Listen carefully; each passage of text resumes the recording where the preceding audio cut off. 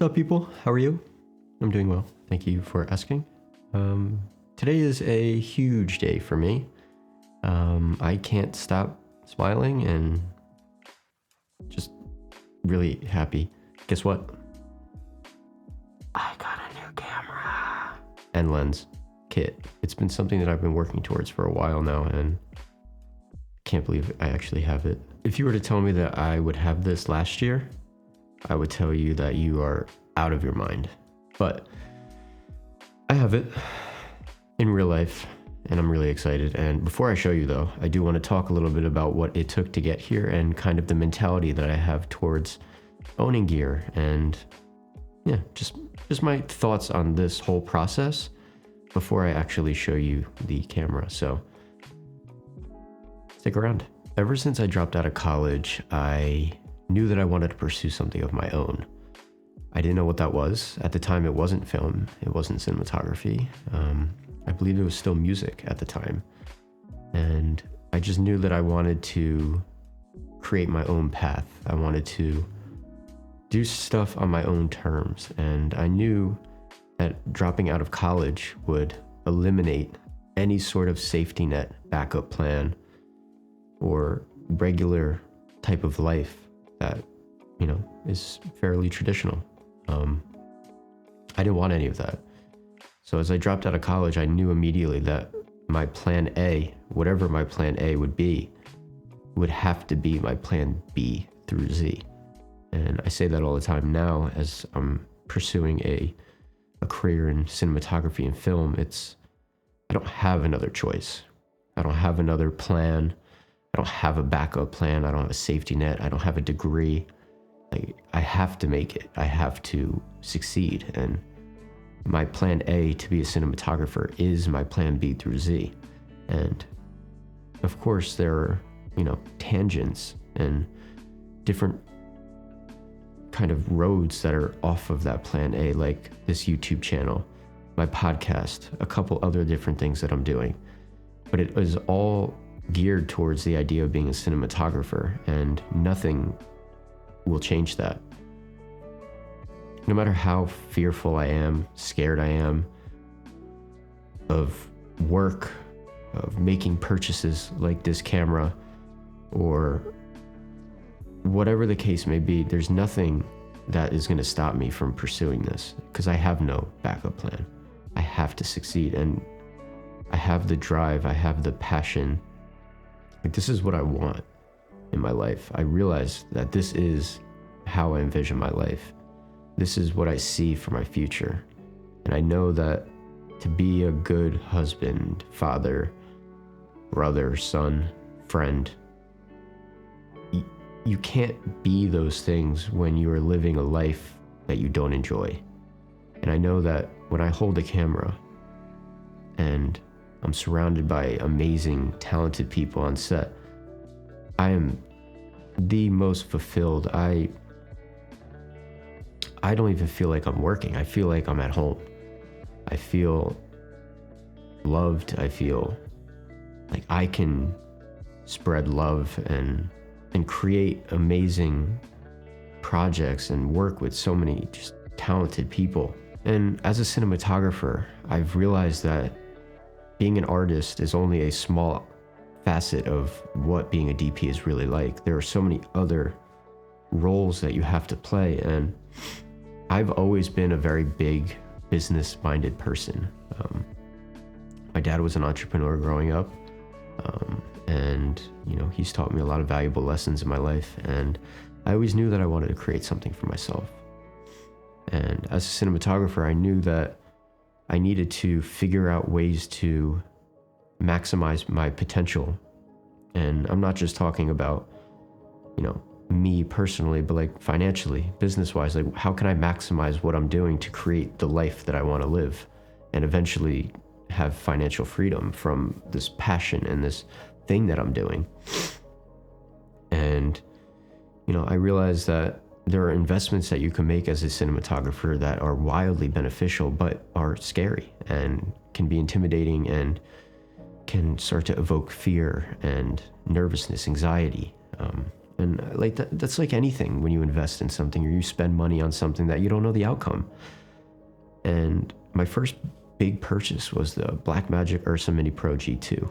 And I was scared beyond belief when I bought this. I wasn't working much as a DP at this time. Like, I was doing some jobs here, but I believed in myself so hard. I knew that eventually I would get to the place where this camera would pay off. I knew that if I had this camera in my hand, it would inspire me to create things and get out there and just prove to the world that I am somebody that they could trust with their visuals and as their DP. And at the time, you know, whatever I spent, $6-7 was expensive. And of course it's still expensive, obviously, but I didn't have that money back then.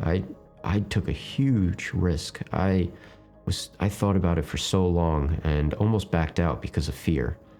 But I was surrounded by so many talented and thoughtful and kind people that I would communicate this with too, and they would push me to take that leap, take the jump. Forget about fear, just work and be a good person and it'll pay off, it'll work. Just give it time. And I did. I bought the camera, and in the beginning, I was still not doing too much work, but over time, I kept shooting passion projects because I had this camera. Kept shooting, and eventually it got to the point where I was DPing full time, and this camera got paid off 10 times. And that was a moment in my head where I realized, if I could do it with this camera at this level, why can't I do it with another camera that is going to bring me to another level and do the exact same thing? And that's when I kind of started thinking, all right, a lot of the projects that I'm working on right now are requiring Alexa Minis, Sony Venice, Mini LFs, like name brand cameras that agency people and producers want to see on set. There's a lot of times where I can't really just say, I have an Ursa. They're like, I'm sorry, what was that? An Ursa? I started to look and research on what could be the best investment for me. And I was doing a ton of research for honestly quite a while, because I wasn't in the financial place to actually make this purchase. And I just kept working and kept doing research to essentially prove to myself that this is the right camera. And, you know, I had to compare each of the different ones to figure out what is the best option for me right now and what is the best option for me in 2 years from now, 3 years, 4 years, 5 years from now. And as I look at all the different camera bodies, I ended up coming up with the one that I bought. And I can't even believe that I'm about to show you this camera, because I still can't believe it's real. But the Sony Venice with a set of Tokina Vista Prime lenses. And I'm gonna struggle and hold this up for a couple minutes, because I need to show you all just what this thing is. It is monstrous. It's so heavy. I used this for the first time on a commercial with Netflix and UFC, and I fell in love with it. And I shot Danny Gewirtz's feature on a Sony Venice, and I fell in love with it even more. And as I've got to use other cameras, I've always got drawn to this. I don't know what about it, but I just love this camera. And I've used the Tokina Vistas before, and they are just a perfect set of lenses that you could buy that are fairly affordable and will give you enough range and to kind of create your own look. They're a very clean lens. They're very soft, but with some filtration in front of it, and obviously in the grade, you can really make these lenses something beautiful. And I'm getting so tired right now. 1 more minute, count. 3, 2, 1, go. I just can't believe that I have this camera right now. It is like a dream come true. I know that it's gonna pay off one day. I know that this investment was so expensive, and the fear that I felt when I bought the Ursa, double that. Actually, no, triple that. That's what I'm fearing. That's what I'm feeling right now. And I know that fear it's natural. Okay, I gotta put this down. I'm sorry. That thing's like, it's gotta be like 30 something pounds maybe at this point. I don't know, but regardless, fear is something that is just natural, and you can't allow fear to dictate your life. If I did, I wouldn't be doing what I'm doing right now. I would be I'd be somewhere with a college degree, sitting somewhere doing something very safe, but I never let fear dictate my life and never take over my brain. I'm a big believer in calculated risk and understanding what the returns can be on that risk, what the negatives could be on that risk. And I am very big on analyzing all of these different things before I make a purchase of something. I'm never a person that will just spontaneously buy something. Even if it's a cable to a camera, I will research that cable and compare it to all the different ones before I buy that $15 cable. I don't know why, that's just part of me, but I need to know everything about something before I buy it. I need to know why this is the right option for me, why this isn't the right option for me. And that's what I did with this camera. And it took me a long time. And obviously I was building up the finances to actually purchase this and be able to kind of feel comfortable doing it. And I can't believe I have it. And I am beyond excited to start shooting with this thing. I have a short film coming up at the end of the month that we're shooting on. I have a couple commercials in February that I'm working on this camera with. So already it's starting to work and pay for itself. And that is really what I want to talk about, is like, invest in gear that works for you. Like whatever your business is, obviously most of you are in film. Invest in gear that works for you, makes money for you. You got to think about finances as being an important aspect of your business, as your craft, because there's like that misconception that art and business don't go hand in hand, but there's a reason why it's called the film business. The commercial world, you're selling a product, you're selling a message. It's all business. And if you don't think about yourself as a business, you're really never going to succeed in the long term. You have to pay your bills, you have to invest, you have to buy a house eventually. You have to do all these things. And the way to do that is by being smart with yourself, being analytical and critical in what you're purchasing, and realizing that this purchase can make the returns. This one I'm buying because I think it's cool. That might not be the smart option. So changing the way you think about purchases, as I want to buy this camera because I just think it's the next best thing, or I want to buy this camera because I know that it's going to make me X amount of dollars per month, and it's going to make me this amount of money per year, and I'm going to pay it off in 6 months. That's the way you have to think. And I don't want to just sit here and be like, gear is everything. And, you know, it's not, but there is an aspect to buying gear that using it as an investment is worth it. So having this camera is a dream come true. I've worked so hard, no matter what job I'm on, if it's the feature film or if it's a corporate interview for a pharmaceutical company. I don't care what the project is. I always gave my 110% because of how important and how valuable relationships are to me. You always want to get hired back. You want to build these relationships. You want people to think about you as the first option. This camera and lens is a direct correlation to hard work, perseverance, determination, kindness, compassion, humility, honesty. Having all of these traits as a DP, as a human being, will allow you to experience, honestly, greatness in life. And I truly believe that if you can acquire these traits, or acknowledge that you have these traits, or work on these traits and be the best human being that you can be, you will really live a fulfilling life. And as I sit here saying that I own a Sony Venice, I am struggling every day with imposter syndrome. Like, do I even deserve this camera? Like, am I even that good?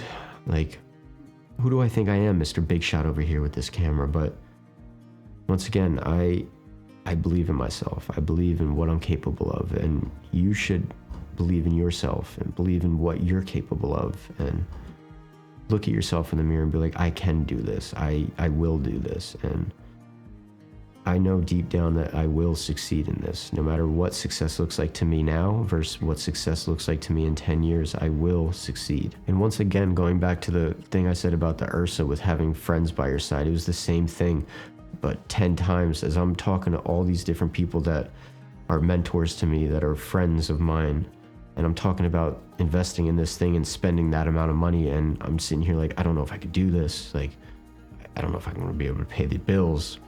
Like, who am I to have this camera? And having a great support system and people around you that believe in you, trust you, want to see you succeed is one of the most important things that you could have in a friend group or as just people that you surround yourself with. You need people to push you. You need people to be like, yeah, it might be scary right now, but look at the work you're doing, look at the work you've done, and think that the work that you're going to be doing is only going to get better from here.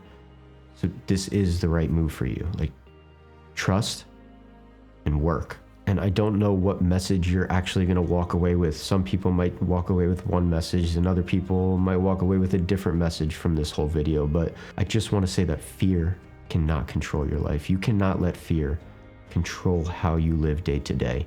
If you let fear dictate how you wake up in the morning, how you go throughout your day, you are never going to get to the place where you want to be. You're never going to see beautiful things in this life. You're never going to try to do something new. You're never going to be inventive. You're always going to be in the back. You're always going to be someone that just plays it safe. And that's not someone I want to be.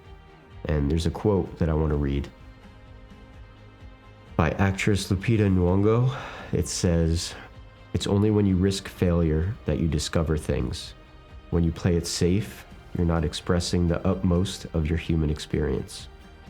And that, to me, is the perfect way to end this video. And I hope that you all enjoyed this video. I hope that you all took something away from it. I didn't want to make a video just showing off the camera and being like, oh, look at this toy that I got. I wanted to create a message for all of you about what it took to actually get to this point. And hopefully you understood that message. And again, I appreciate all of you for the constant love and support. And thank you for following this journey. For those that have been here since day one, this has been it's been a crazy journey to get to this point. And it can only go up from here. And I'm really excited to see what this year brings. If you guys found this valuable, please hit the like button, comment, subscribe, share it with a friend. If you haven't checked out my Discord channel, definitely click the link below to join our Discord server. My podcast, The Creative Gap, will start new episodes this upcoming February.